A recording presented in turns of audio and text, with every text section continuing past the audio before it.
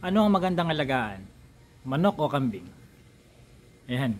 Isa rin ba yan sa mga gusto nyo nang itanong sa akin? Wala pa naman nagtatanong yan, pero ako na nag-isip ng tanong at sa akin na rin manggagaling din ang sagot. Ang tanong na kung anong mas maganda, kambing or manok, hindi yan exact science. Hindi yan kagaya ng 1+1. Pag tinanong ka ng 1+1, hindi mo kailangan sabihin, give me 2 minutes, tanong ko muna sa nanay ko kung anong niluto niya para sa hapunan. Walang ganun-ganon. 1+1 is equal to 2. Whether nasa Pilipinas ka o nasa Thailand ka, parehas lang doon. Now, dun sa tanong na anong maganda, kambing o manok, relatibo yan sa maraming mga bagay. Bigyan ko kayo ng, ilimit na lang natin yung factor sa 3 para hindi masyadong mahaba ang video. Unang factor, sa pagde-decide kung ano ang aalagaan mo, manok ba o kambing, tanungin mo muna dapat sarili mo. Anong business ba ang papasukin mo? Anong business ba ang na-research mo na? Dahil hindi tama na nag-alaga ka na lang basta ng kambing and then doon mo palang hinanapan ng kasagutan yung paano ba ako kikita dito sa mga kambing na to. Dapat, inuna mo munang sagutin yung tanong doon sa paano ba ako kikita sa kambing. At nung nakonbinsi mo ang sarili mo, nakikita ka talaga sa pagkakambing, dun ka palang dapat bumili ng kambing. So wag nating pagbaliktarin ang hierarchy ng mga bagay-bagay. No? So, unang factor, ibabase mo yan sa iyong plano. Ano ba objective mo? Magtitinda ka ba ng itlog? Kung magtitinda ka ng itlog ng manok dahil may market according to your research, alangan mag-alaga ka ng kambing. Hindi yan nangingitlog. Kung ang plano mo ay magbenta ng karne ng kambing o alangan namang mag-alaga ka ng Rhode Island Red, Decal Brown or Black Australorp, diba? So ibase mo ang sagot doon sa objective mo. Ano ba ang plano mo? Ano ba ang goal mo? Tsaka ngayon, pag natumbok mo na ang sagot sa kung ano ang plano mo, susunod kusa ang sagot doon. No? Kusang masasagot mo kung kambing ba or manok ang dapat mong alagaan. Pangalawang factor na dapat mo i-consider ay yung space requirement. Malaking space ang kailangan ng kambing. Hindi yung kagaya ng Rhode Island Red, Black Australorp o Rhode Island or Decal Brown na sa isang square meter ay 3 manok ang pwede mong may kulong.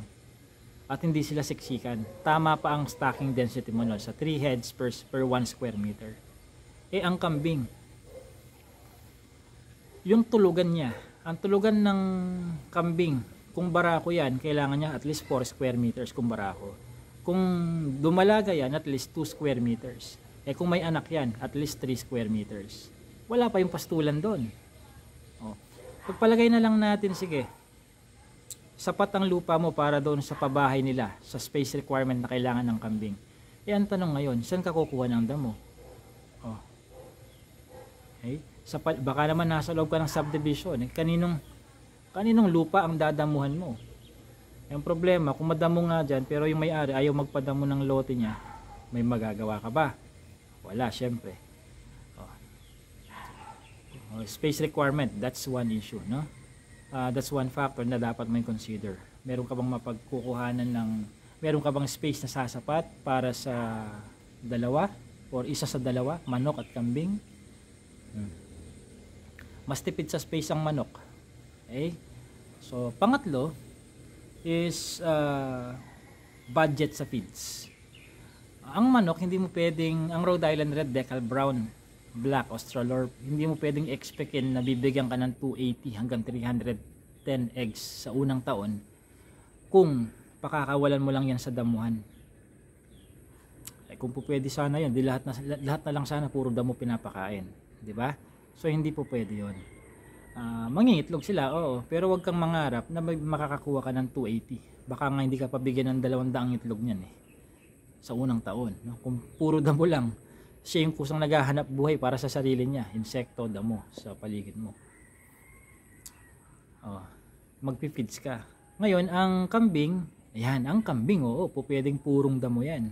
At sa totoo naman, puro naman talaga damo yan, no? Kumbaga add-on na lang ang feeds. So kung in terms of budget sa commercial feeds, hindi higit na mas magastos ang manok kumpara sa kambing. So, strike a balance between those three. Una, ano objective mo? Pangalawa, kamusta ang space mo dyan?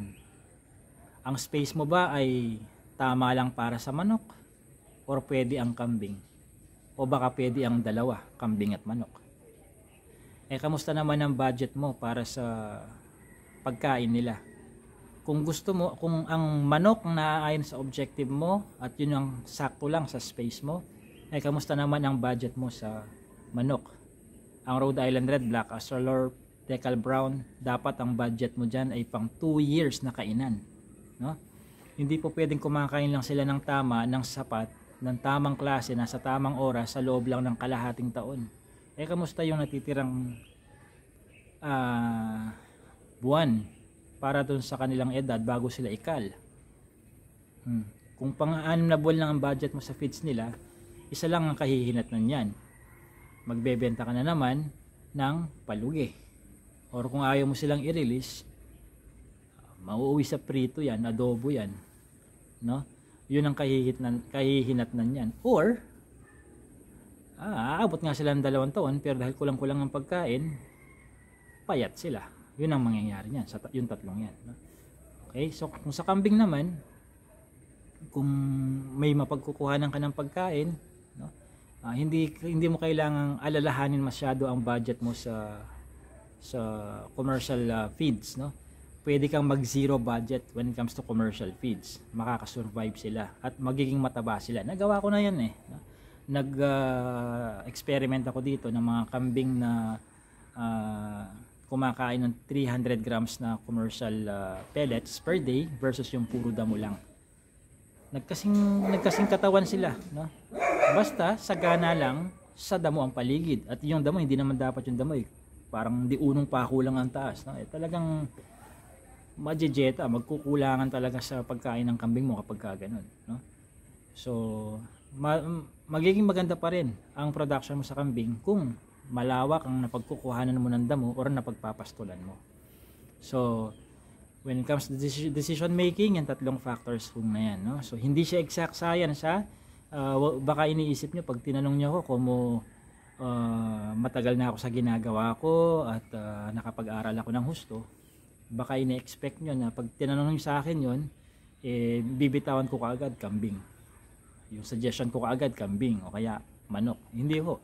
Relatibo ang sagot sa sitwasyon nung mismong mag-aalaga dun sa kanyang plano. Ang pinaka puno niyan, no? Ang pinaka puno niyan is bakit mo gustong mag-alaga ng manok or ng kambing? Maghahanap buhay ka ba? Panghahanap buhay mo ba? Or maglilibang ka lang dahil pa-retire ka na or naiinip ka na lang sa buhay, gusto mong may maiba naman? So, yung objective, yung purpose, yun muna ang i-bullseye mo.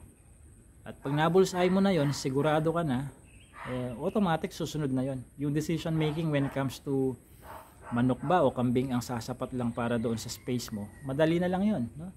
Madali na lang yon.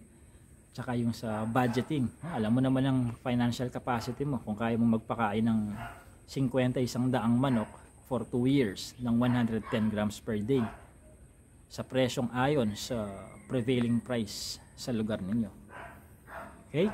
So, now, kung gusto mong bumili ng manok, decided ka na, nakatulong ang mga video na to, halimbawa, gusto mong bumili ng manok or ng mga kambing, pwede mong kuhanin lahat yan kay Alpha Adventure Farms. Iwan ko yung mga link sa video, ikaw na lang bahalang mag-click dyan at magbasa. Nandyan na ang mga presyo. And then just message me, 0917-1629758 kung ano ang plano mo. This has been JC De Guzman of Alpha Adventure Farms.